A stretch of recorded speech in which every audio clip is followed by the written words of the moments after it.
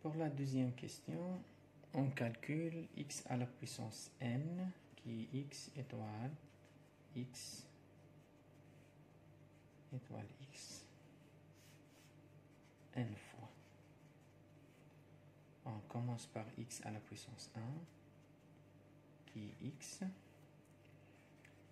X au carré, c'est x étoile x. On remplace dans cette expression, on obtient x plus 1 sur 6, qui est 2x plus 1 sur 6. X à la puissance 3, c'est x au carré étoile x, qui est x au carré plus x plus 1 sur 6. On remplace ici x par x au carré. J'obtiens x au carré plus x plus 1 sur 6. Donc x au carré, c'est déjà calculé. C'est 2x plus 1 sur 6. Tout ça plus x plus 1 sur 6. Donc 2x plus x, ça donne 3x. Et là, 1 sur 6 plus 1 sur 6, on va l'écrire 2 fois 1 sur 6. Maintenant, x au 4, c'est x3 étoile x. x3, c'est bien x3 étoile x, c'est x3 plus x plus 1 sur 6. Ce qui donne x3, on a déjà calculé, c'est 3x plus 2 fois 1 sur 6 plus x plus 1 sur 6. Donc x plus x, ça donne 4x. Et 2 fois 1 sur 6 plus 1 sur 6, ça donne 3 fois 1 sur 6. On peut deviner la relation expression générale. xn, regardez, ici on a x4, 4, x3, 3, x2, 2. Donc c'est n fois x. Et là, on a x4, 3 fois 1 sur 6. x3, 2 fois 1 sur 6. Je pense que vous avez deviné. C'est 1 moins 1 fois 1 sur 6. Donc, ça c'est un tâtonnement. Ce n'est pas une preuve. Il faut montrer ça par récurrence. On montre par récurrence que xn égale n moins 1 fois 1 sur 6. On va écrire ça. On écrit toujours l'expression de x étoile y. Tout le temps, on la laisse ici. X plus y plus 1 sur 6. Donc, on montre par récurrence que quel que soit n supérieur ou égal à 1 ou bien appartenant à n étoile, x à la puissance n égale nx plus n moins 1 fois 1 sur 6. Cette propriété, on va l'appeler Pn. Donc, pour l'initialisation, on va initialiser par n égale à 1. X à la puissance 1, dans cette formule, ça donne 1 fois x fois 1 moins 1, plus, pardon, 1 moins 1 fois 1 sur 6. Donc, ceci, ça donne 0. Et ça donne x. Donc, ça donne bien x. Très bien. Maintenant, on va supposer que Pn est vrai. On suppose que, qu'est-ce que j'ai écrit? Pn est vrai. Et on montre Pn plus 1. C'est quoi Pn plus 1? X à la puissance n plus 1 égale n plus 1 fois x plus ici n plus 1 moins 1, ça donne n fois 1 sur 6. Donc on va dire que x à la puissance n plus 1 égale x à la puissance n étoile x. Et x à la puissance n par l'hypothèse de récurrence. Bon, on va calculer tout d'abord le étoile. C'est x à la puissance n plus x plus 1 sur 6. Et par l'hypothèse de récurrence, x à la puissance n, c'est n fois x plus n moins 1 fois 1 sur 6 plus x plus 1 sur 6. Donc nx avec x, ça donne n plus 1 multiplié fois x. Et le n moins 1 fois 1 sur 6 plus 1 sur 6, ça donne n fois 1 sur 6. Et la formule est bien démontrée. Donc par le principe de récurrence, on déduit que Pn est vrai.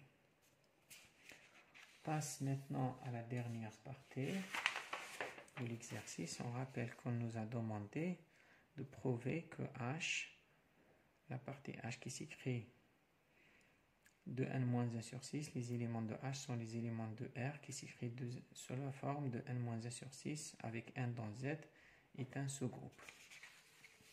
Donc on va écrire ici h égale 2n-1 sur 6 avec n dans z. Donc pour démontrer que c'est un sous-groupe, h est un sous-groupe, on va utiliser les trois propriétés. La première, la loi est stable dans h, donc on va dire x étoile, quel que soit xy dans h.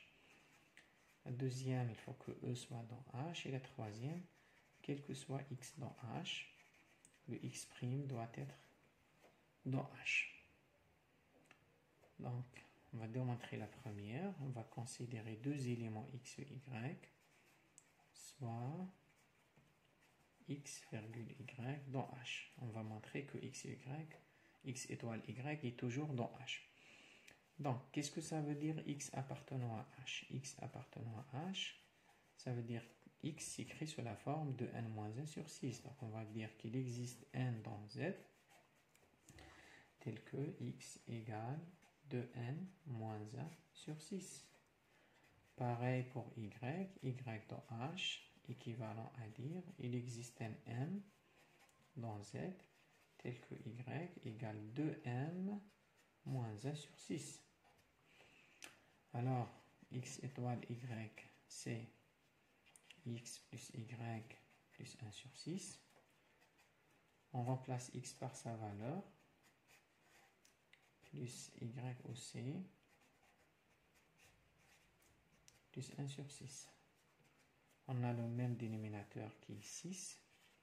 Donc ici, on a 2n avec 2m.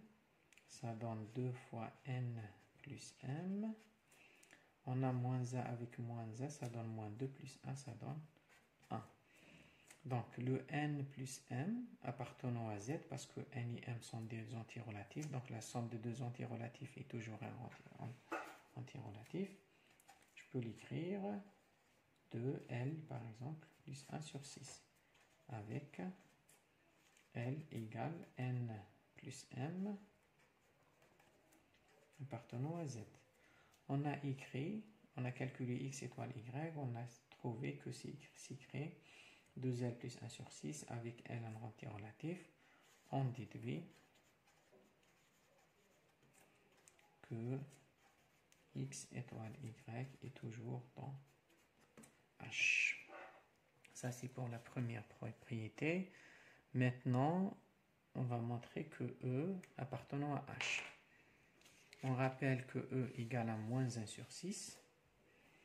H toujours, c'est 2n moins 1 sur 6 avec n dans z. On rappelle que E égale moins 1 sur 6. Est-ce que moins 1 sur 6 appartenant à H? La question qui se pose, existe-t-il un n dans z tel que 2n moins 1 sur 6 égale à moins 1 sur 6? Bien évidemment, pour n égale à 0, on aura 2 fois 0 moins 1 sur 6 égale moins 1 sur 6. Donc, moins 1 sur 6 égale 2, 0, moins 1 sur 6, ça veut dire que moins 1 sur 6 s'écrit sous la forme de n moins 1 sur 6 avec n dans z, et 0 est bien dans z, donc ceci est dans h.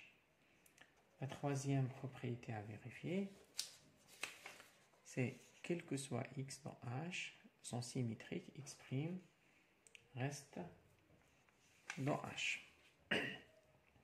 On rappelle, bon, soit x dans h, ça veut dire x dans h, ça veut dire que il existe un n dans z, tel que x égale 2n moins 1 sur 6. On rappelle que dans J, le x', c'est égal à moins x moins 1 sur 3. Donc, le x' dans ce cas égale 2n moins 1 sur 6, moins 1 sur 3. Donc, on peut écrire avec le même dénominateur, c'est 2n moins 1 sur 6, moins 2 sur 6. Donc, je regarde ce qu'on a fait. On a le x'.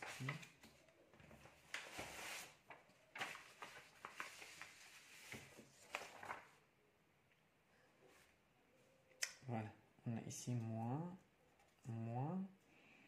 on obtient 2n, 2 fois moins n, plus 1, moins 2 ici, le 2 sur 6. Donc c'est égal à 2 fois moins n, moins 1 sur 6. Le moins n, on va l'écrire m, on obtient 2 fois m, moins 1 sur 6, avec m égale à moins n. Donc ceci, c'est bien un élément de H, appartenant à H. Donc on voit que, quel que soit x dans H, le x' est toujours dans H. Et avec tous ces trois propriétés, H est un sous-groupe de R étoile.